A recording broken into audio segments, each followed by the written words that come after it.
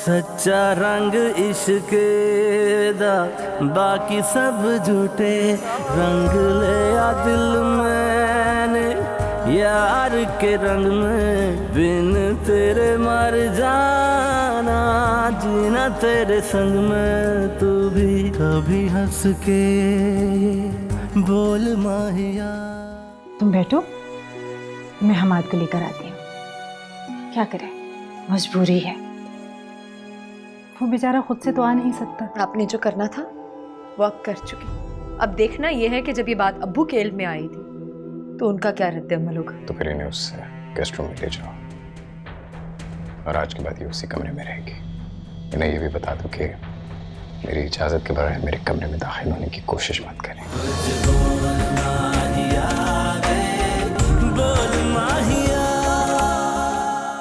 जी भाई साहब, वो नाश्ता तो मैं भिजवा दूंगी, लेकिन रज़िया बता रही थी कि एहसास ने आपसे कुछ ज़रूरी बात करनी है।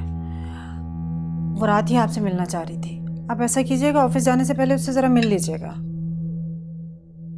ठीक है, मैं चेंज करने से पहले उससे मिलता हुआ जाऊंगा।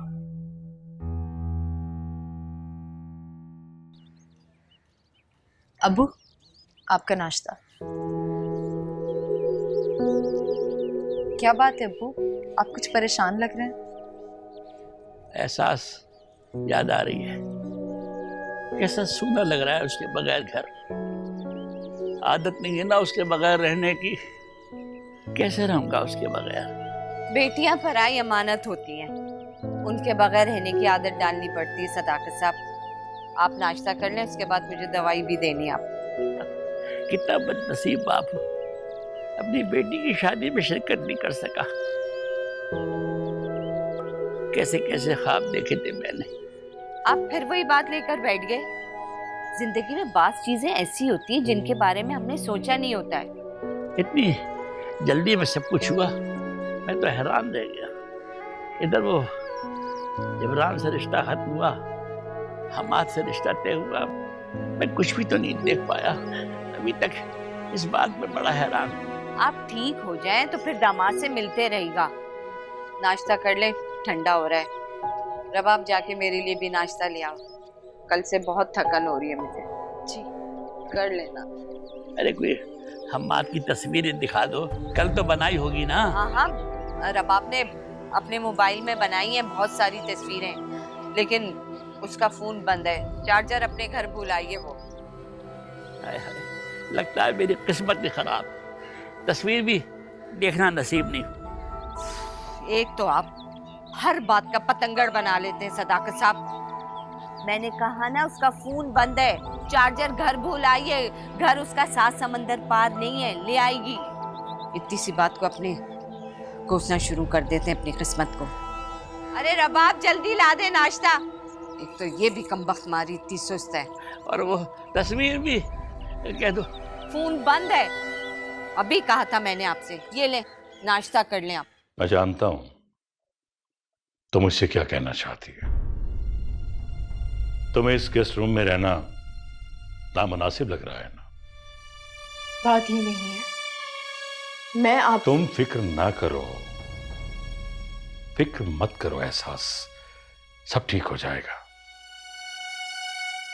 दरअसल अभी हमाद उस हादसे को भुला नहीं पाया, बहुत डिप्रेस्ड है, और इस डिप्रेशन की वजह से ना वो कमरे से बाहर निकलता है, ना किसी से बात करता है,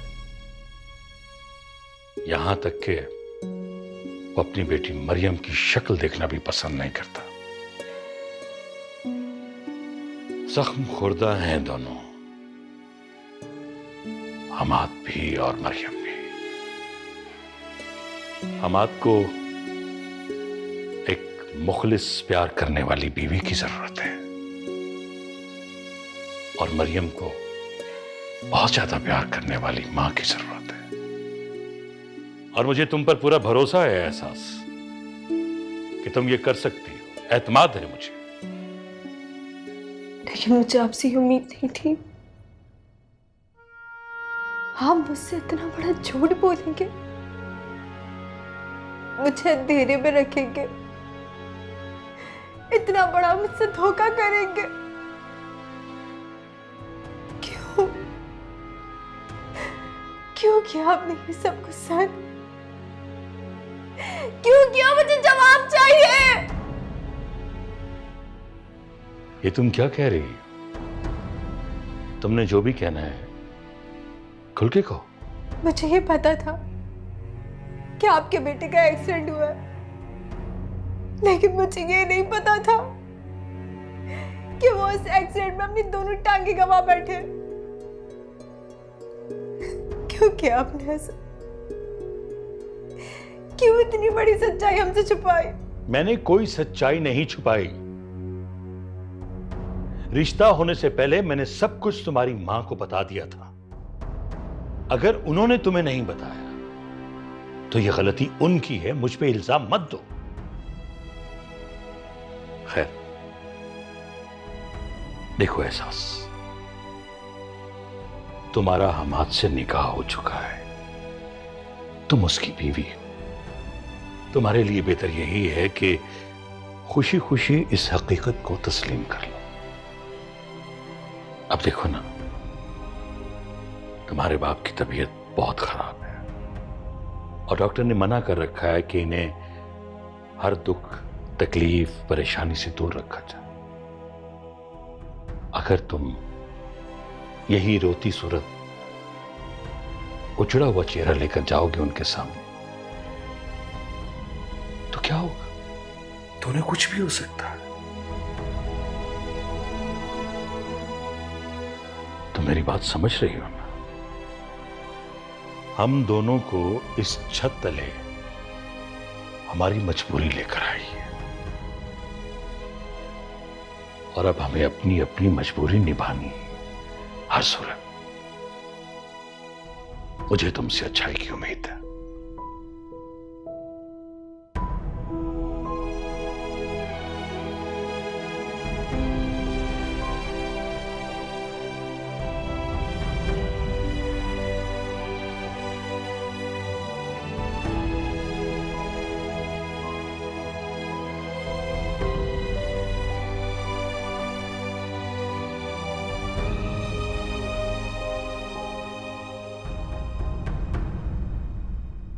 क्या बात है, जब से आई हो बड़ी उदास खोई खोई सी हो? अरे भाई, तुम्हें तो खुश होना चाहिए कि बहन इतने बड़े घर में ब्याह कर जो गई है। लॉटरी लग गई तुम लोगों की। तो बहुत कुछ दिलाया भी होगा उन लोगों ने। जाहिर है उनके अपाहिज बेटे को एहसास जैसी खूबसूरत बीवी जो मिल गई है ना। वैसे लड़का देखने में बुरा नहीं है। अगर अपनी टांगों पे खड़ा होता तो एहसास के साथ उसकी जोड़ी अच्छी बहुत लगती, लेकिन फिर अगर वो अपनी टांगों पे खड़ा होता तो वो एहसास से शादी ही क्यों करता? इतना दौलतमंद है वो बेचारी एहसास। दौलत तो मिल गई उसे, मगर किस्मत बेचारी। वैसे अच्छा नहीं किया तुमने उसके साथ। अरे ऐसा भी क्या सौतेलापन, सारी जिंदगी खराब कर दी एहसास ने।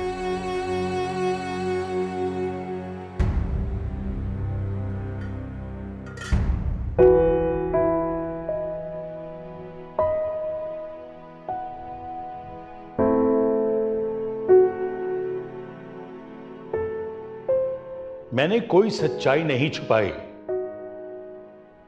रिश्ता होने से पहले मैंने सब कुछ तुम्हारी मां को बता दिया था।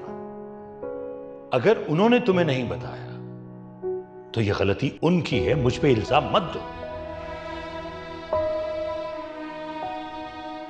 इतना बड़ा झूठ, इतना बड़ा धोखा।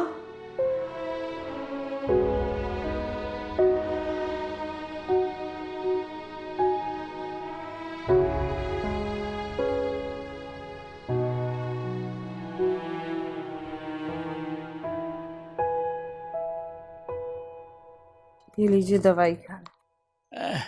आए, अरे अरे क्या है, लेटे रहे, कहाँ जा रहे?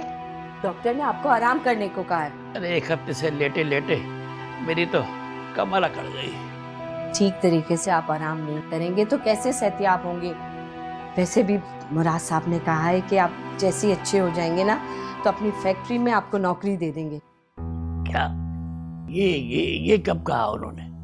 अरे जिस वक्त रिश्ते की बात चल रही थी ना उसी वक्त उन्होंने कह दिया था मुझसे। तो मैं फौरन इनकार कर देना चाहिए था। अरे हम लोग तो अपनी बेटियों के घर पानी भी नहीं पीते और तुमने मेरी नौकरी की बात कर ली उनसे। मैंने नहीं की थी, उन्होंने खुद की थी। और वैसे भी आप सारा वक्त घर पे फारिग बैठे रहेंगे, कोई नौकरी नहीं करेंगे। जो घर चलाती थी उसकी तो शादी हो गई, अब आप ही घर का हांडी चूल्हा चलाने वाले हैं। परेशान नहीं हो, तुम भूखी नहीं मरोगी। अभी मेरे हाथ पांव सलामत हैं। कहाँ जा रहे हैं? मैं आपको शरीर लेटे रहे। मैं एहसास से मिलने जा रहा हूँ। क्या एहसास से मिलने? आप इस हालत में घर से बाहर नहीं जा सकते। मुझे अपनी बच्ची से मिलना है हर हालत में। आप भूल रहे हैं, आपको डॉक्टर ने मुकम्मल आराम का कहा है। खुदा ना खास्ता आपको कुछ हो गया तो लोग मुझ पे इल्जाम देंगे कि मैंने आपका ख्याल नहीं रखा। तुम मेरी फिक्र मत करो, मुझे हर हाल में अपनी बच्ची से मिलना है। 2 दिन हो गए उसकी शादी को और यहाँ से कोई भी उससे मिलने नहीं गया। क्या सोचते होंगे उसके ससुराल वाले, और कितना मेरी बच्ची अपने आप को अकेला महसूस करती होगी। अकेला महसूस नहीं करी वो अपने आप को। 2 दिन तो हुए उसकी शादी को, मगन है अपने घर में वो। और वैसे भी मेरी फोन पे बात हो गई थी उससे, बहुत खुश है। आप सो रहे थे वरना मैं बात करा दी थी आपकी। क्या वाकई मेरी बेटी बहुत खुश है? हाँ बहुत खुश है। मैं कोई झूठ बोल रही हूँ? वैसे अल्लाह का शुक्र करें कि आपकी बेटी को बहुत अच्छा घराना मिला है। आपकी मैं फ़ोन पे बात करा दूंगी जब आप ठीक हो जाएंगे ना अच्छी तरीके से। और वैसे भी एहसास कह रही थी कि शायद 1-2 दिन में वो चक्कर लगाए। तुम एक काम करो कि आज शाम को उसके घर चली जाओ, और सुनो कुछ फल वगैरह ले जाना, मेरी बच्ची खुश हो जाएगी। अच्छा ठीक है, मैं चली जाऊंगी। आप बस अब आराम करें, मैं बावर्ची खाने का काम समेट के आती हूँ।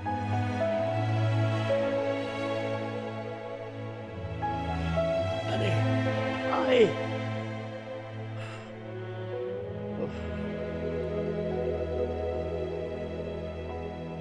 क्या मुसीबत है, एक तो बेटी की तड़प नहीं खत्म होती है। अच्छी मुसीबत में फंस गई हूँ मैं। एहसास के सामने कैसे जाऊंगी मैं? 100 सवाल करेगी वो मुझसे, और क्या उसके सवालों का जवाब दूंगी मैं? अच्छी मुश्किल है। ऐसे क्या बहुत बड़ी बेटी से मिलने की।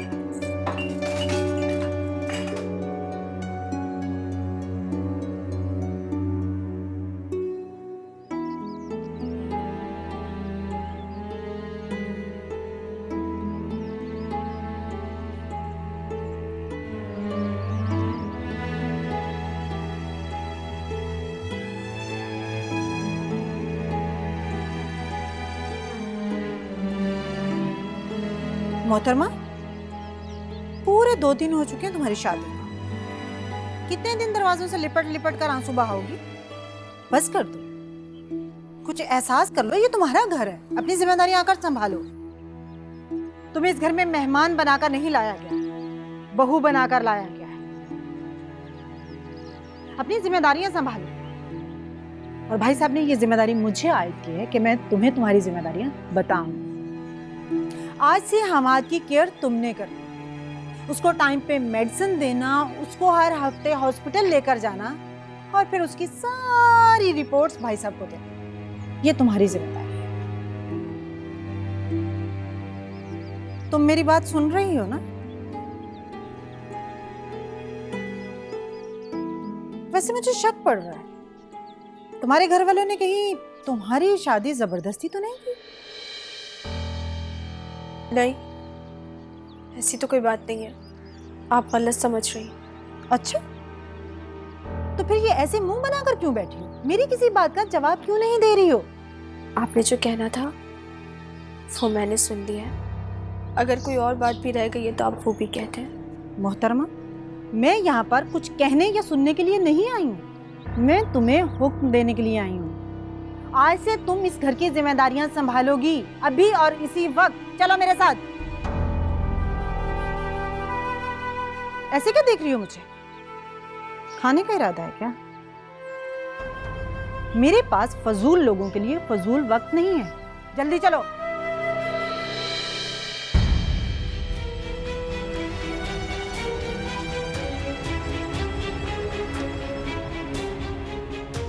रजिया,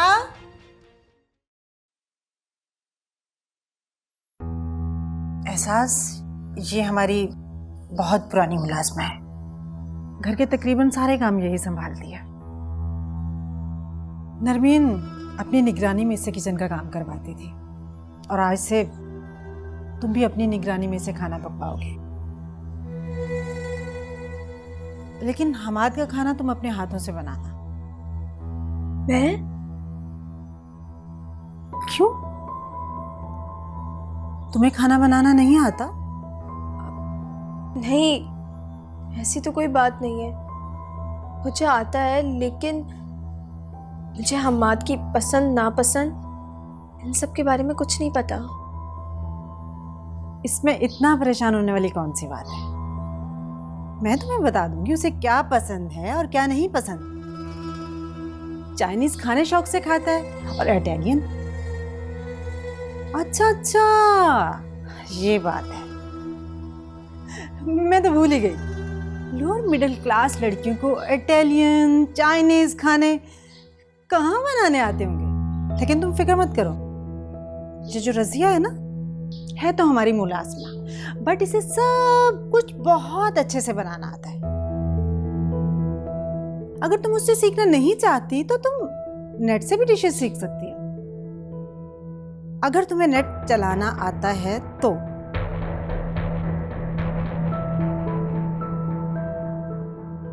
हेलो नाना। हाय रजिया आंटी। नानू की जान, आज जल्दी छुट्टी हो गई क्या? आज पेरेंट टीचर मीटिंग थी, सबके पेरेंट्स आए थे सिवाय मेरे।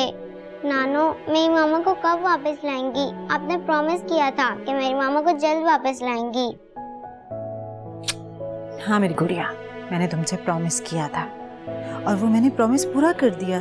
देखो मैं आपके लिए कितनी प्यारी सी नई मामा लाई हूँ। आज से ये आपका ख्याल रखेंगी और आप इन्हें मामा कहेंगी। जी नहीं, ये मेरी मामा नहीं है, ये तो स्टेप मदर है। और मुझे पता है स्टेप मदर बहुत खराब होती है, वो मारती भी हैं और डांटती भी हैं। नहीं बेटा, ऐसे नहीं कहते,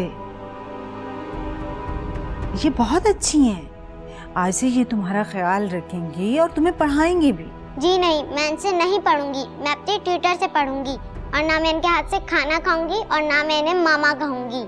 क्यों बेटा? आई डोंट लाइक हर, मुझे मेरी मामा चाहिए।